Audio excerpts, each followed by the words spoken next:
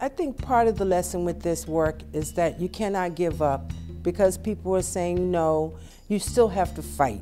I think the fact that there's already a trust and they know that when we talk to them about the importance of filling out the census, how it is confidential, I think that fact, the trust factor is there, and I think that definitely is a benefit. They open their doors because they have previous experiences with us. And then we start talking to them about the census, but after we kind of like talk about what is going on with your life and talking, you know, trying to engage the human being, not the person that's going to be counted, not the number. It's hard to get people excited about a form. I mean, honestly, there's excitement around you know, some of the questions about race, but the reality is it's kind of a boring piece of paper that you're asking people to fill out. And of course, it's all about money, right? So I'm giving my money to the federal government, and I want my money to come back here. Any community where the mainstream media is not effective, is not trusted, there's a lot of extra work that has to be done.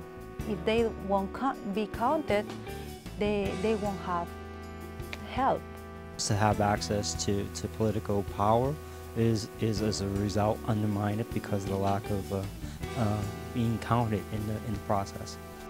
With $400 billion of federal government dollars at stake, as well as apportionment for representation in the U.S. House of Representatives, an accurate U.S. Census count is important to every American. Yet before April 2010, the Census Bureau itself and state and community organizations within the Commonwealth worried about an undercount, about people not filling out and returning their census forms, whether through mistrust of government, fear, or lack of understanding of the importance of the U.S. Census. This was a country at a crossroads.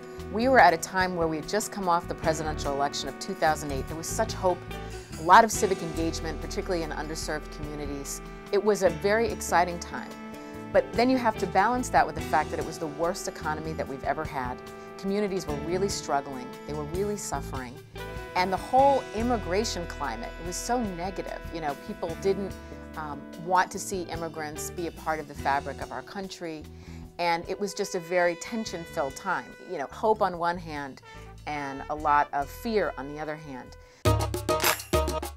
So, Access Strategies Fund, a Massachusetts philanthropic foundation dedicated to civic engagement, got behind Census 2010 with the help of 12 foundations that form the Massachusetts Census Equity Fund to award grants to 30 nonprofits within the state to actively encourage all populations, especially in low-income and other underserved neighborhoods, to fill out their census forms. From Boston to the Berkshires, these organizations, many working in conjunction with the U.S. Census Bureau, enlisted residents to help rally response to the census questionnaire. Today, we're here to get that final push out to the public. We're one of 5 marches for the March to the Mailbox. Be sure to mail it back. Be sure to mail it back by April 16th, okay? They used media such as radio, newspaper ads, and printed flyers, knocked on doors, sponsored events, provided translation services to immigrant communities, and in the process, helped build civic engagement and activism on the ground, in some cases even bridging cultural and other barriers to full participation in democracy and community life.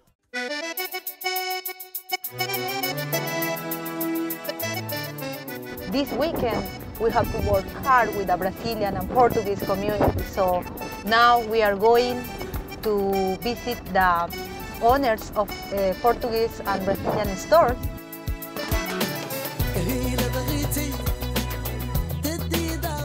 Señora, vengo para pedirle que me apoye con el censo del 2010, porque la comunidad portuguesa y brasileña no está mandando los forms, no está respondiendo. The importance of the count cannot be overemphasized.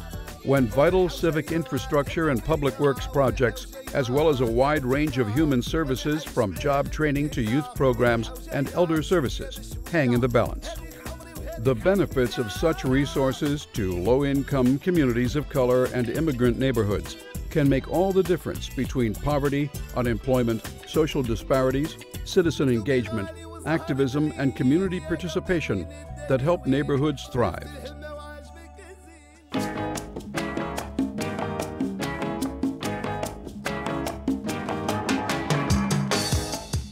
Mass Vote is a non-profit, nonpartisan organization. We do voter registration, education, and mobilization, typically in communities that are underrepresented, such as new immigrant, youth, women, people of color.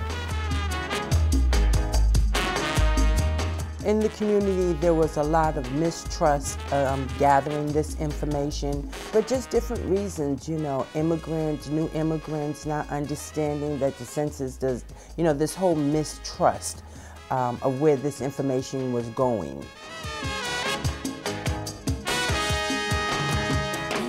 One of the things that we really worked on was having people understand that it was very confidential, that this information was not for any other purpose other than a head count. Initially, we did a lot of visibility, just helping people to understand that the census was coming, that people would be knocking on your door. We did the march to the mailbox. That was fabulous.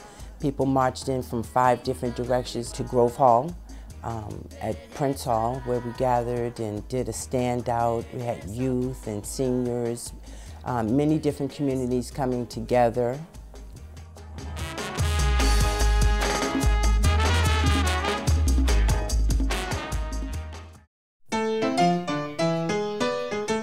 Partnering first with the U.S. Census Bureau and then awarded a Census Equity Fund grant, the Worcester Youth Center had outstanding success in its deployment of 15 youth to encourage census participation.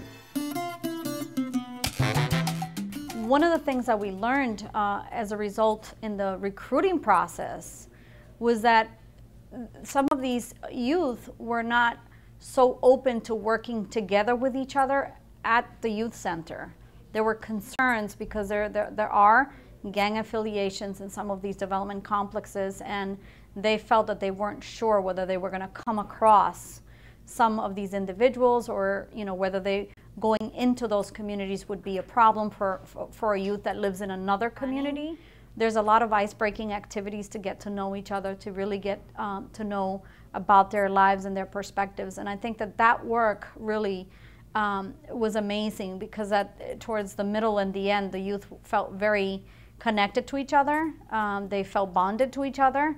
And so a lot of the myths about the associations was not present here at the center. It wasn't an issue for me to go into other neighborhoods because I mostly knew the area, but other areas that I didn't know, I tried to keep as optimistic as I could, and I just basically, I know how Worcester, the people of Worcester are, and even though it might look like we're not a family, we are. We're very close. Everyone knows pretty much everyone in the city. Even though it's a large city, we do keep close, and that's why I can keep my head up when I go through a neighborhood, knowing that I most likely will either know somebody, or someone will know me, or they'll welcome me with open arms.